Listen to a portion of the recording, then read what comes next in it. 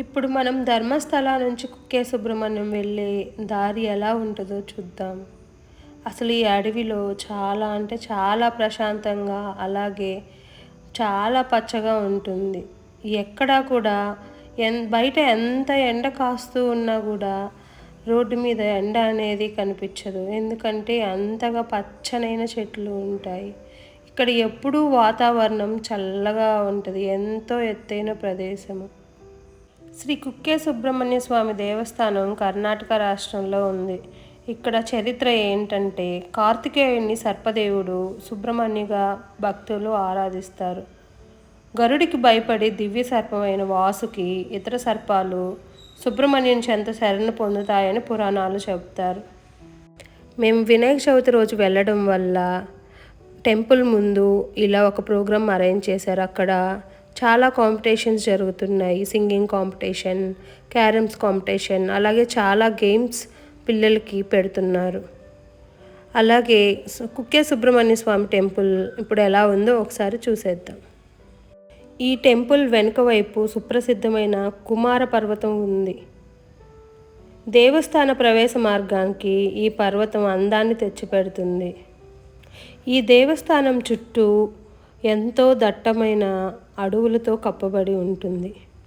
దర్శనం చేసుకునే ముందు కుమారధారలో స్నానం చేసి కానీ, ఒకవేళ స్నానం చేసి వెళ్ళుంటే వాటర్ చల్లుకొని కానీ దర్శనానికి వెళ్తారు. తారకాసుర వధ తర్వాత సుబ్రహ్మణ్య స్వామి తన శక్తి ఆయుధాన్ని ముంచడం వల్ల కుమారధారకి విశేషమైన మహిమ ఉందని నమ్ముతారు. ఈ టెంపుల్లో మనకి చాలా పూజలు చేస్తారు. అందులో అశ్లేష బలి పూజ అని, సర్పదోష పూజలని చేస్తారు. అవి మొదటగా మార్నింగ్ 7కి స్టార్ట్ అవుతుంది. అలాగే రెండవది 9:15కి మొదలవుతుంది. ఈ టెంపుల్లోకి మగవారు షర్టు లేదా బనియన్ ధరించకుండా దర్శనం చేసుకోవాలి. అలాగే ఆడవారు అయితే శారీ లేదా చుడిదార్ వేసుకుని వెళ్ళాలి. సుబ్రహ్మణ్య స్వామిని దర్శనం చేసుకున్నాక అదే టెంపుల్కి రైట్ సైడ్లో ఆది సుబ్రహ్మణ్య స్వామి టెంపుల్ అనేది ఉంటుంది. ఇక్కడ ప్రవహించే ఈ వాటర్లో మనం స్నానం చేసినా కానీ, ఒకవేళ మీరు అక్కడికి స్నానం చేసి వెళ్ళుంటే కొంచెం తలపైన నీళ్లు చల్లుకొని, పక్కనే ఒక మర్రి చెట్టు ఉంటుంది. అక్కడ మనకి ఏదైనా కోరికలు ఉన్నా, ఏదైనా సమస్యలు ఉన్నా ఒక పసుపు తాడు కట్టి పూజ చేస్తే కోరికలు అలాగే సమస్యలు తీరుతాయని పెద్దలు అంటారు. అలాగే ఈ మర్రి చెట్టుకి పసుపు తాడు కట్టాకనే మనం ఆది సుబ్రహ్మణ్య స్వామిని దర్శించుకోవాలి. ఇక్కడ ఈ టెంపుల్లోకి కెమెరా కానీ మొబైల్ కానీ అలో ఉండదు. అందుకే వీడియో తీయలేదు. కుక్కే సుబ్రహ్మణ్యంలో మనం స్టే చేయాలి అంటే గుడికి సంబంధించిన గెస్ట్ హౌస్లు ఉన్నాయి. అలాగే ప్రైవేట్ హోటల్స్ కూడా ఉన్నాయి.